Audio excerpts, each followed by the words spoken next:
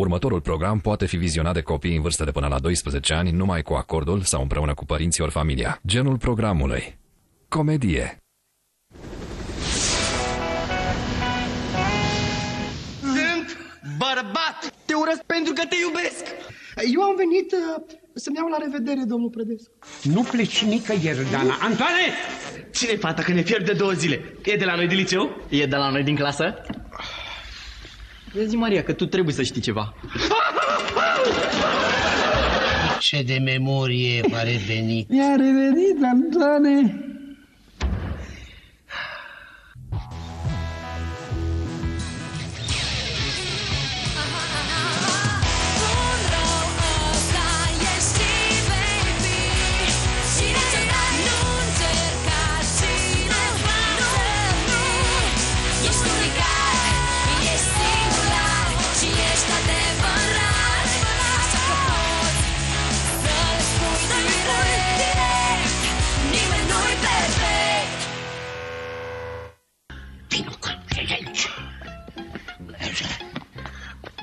Să nu vorbești, să nu afle nimeni ce vrem să facem. Timp numai doi, nu vorbești cu nimeni nimic. Dar de ce să tăcem? De ce să nu afle și Irina și Eva despre perversul ăsta? Să afle toată lumea, îl dăm la televizor. Nu avem dovezi. Excelență! Dovada mea e memoria. Memoria mea care mi-am pierdut, am fost amnezic. Asta nu e o dovadă în instanță. Și atunci ce facem? Îl lăsăm să scape? Nu! Îl judecăm noi. Noi doi. Îl judecăm și îi dăm pedeapsa care o merită. Pedeapsa capitală. Capitală! Excelență, vă urmez până la capăt. Gata.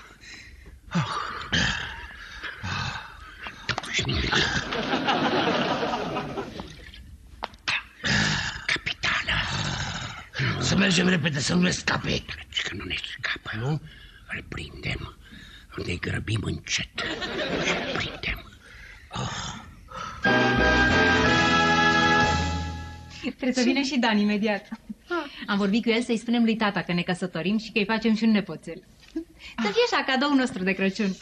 Eva, iartă-mă că-ți stai entuziasmul, dar nu se poate. De ce? Pentru că o astfel de bestie ar putea să-l bulverseze pe tata. Ia gândește-te. Cum ar fi să ne facem noi sărbătorile de Crăciun la spital la căpătâiul lui? A? Păcat. De-abia așteptam să-i spun că o să mai aibă un nepoțel. Eu am venit, domnule Prădescu, să vă spun un lucru foarte important pentru amândoi. Da? Da. Ia loc. Da. Ia loc. E gând la gând cu bucurie că și eu aveam să-ți spun dumitale câte ceva. Da, spuneți-mi, Eva sigur nu este acasă? Pentru că i-am văzut mașina în față. Nu, i-a plecat pe jos. Da, a plecat. Fără mașină. Bun, atunci o să vă spun eu ce aveam de spus, deși aș fi preferat să fie și ea de față. E Anton. S-a îmbătat, a găsit o sticlă de vin de 2 litri și bea anticipat de sărbători de Crăciun. Da.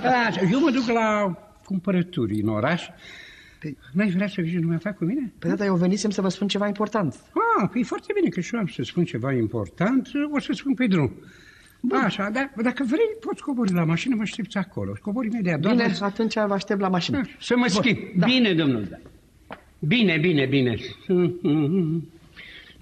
Antone, măi, tu vrei să-l omorâm aici? Aici? Ce facem cu el aici în casă? Când împășurăm un covor și l aruncăm la chiuvetă, turnăm peste el o sticlă de ce? De acid sulfuric? Ești nebun?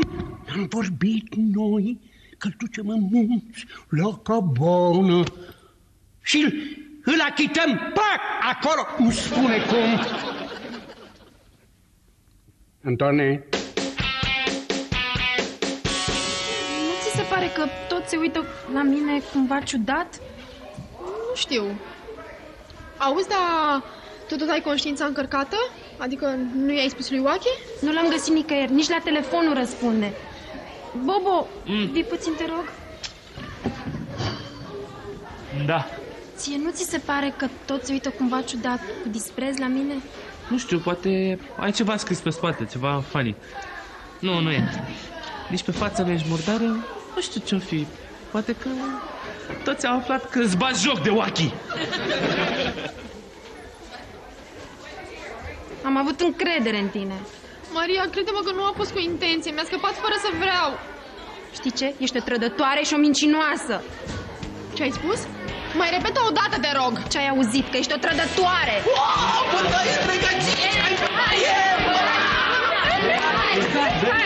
Eu vreau să-i ofer Evei un cămin sănătos, dragoste, liniște sufletească.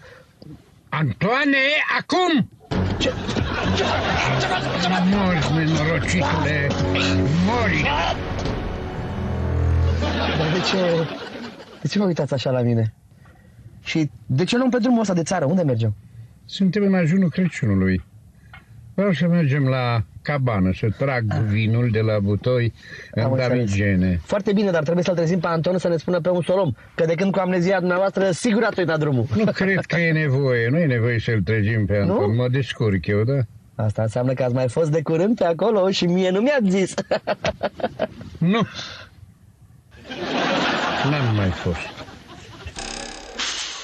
Hai băi, că s-a fâsâit aici. Bobo, dăm drumul că m-am calmat.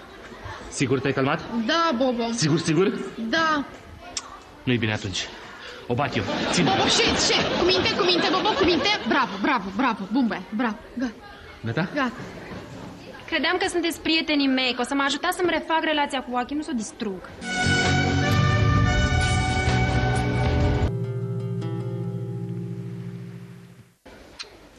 Auzi, fată, Luca a șters-o. Tu ce mai cauți pe aici, a? Ia du-te la tine în sat acolo și lasă-ne pe noi în pace, și pe mine, și pe Simona, și pe Wacky. Hai să-ți văd mersul. Înțeleg că sunteți supărați pe mine, dar vreau să mai vorbesc încă o dată cu Wacky. Bobo, te rog, spune-mi unde e. Ei bine, Wacky nu vrea să vorbească cu tine, da? Ești mulțumită? Asta pentru că nu știe cât de murile greci am făcut. Dacă aș ști, m-ar ierta. Crezi? Da. Vai, Maria del Barrio, vorbești ca în telenovele, ești patetică. Bine, plec, da. Bobo, te rog, spune-i că-l iubesc. Bine, am să-i spun, dar nu cred că o să-l intereseze. Acum, hai, simplifică peisajul, te rog frumos. Hai, fă pași pe covoraș. Hai.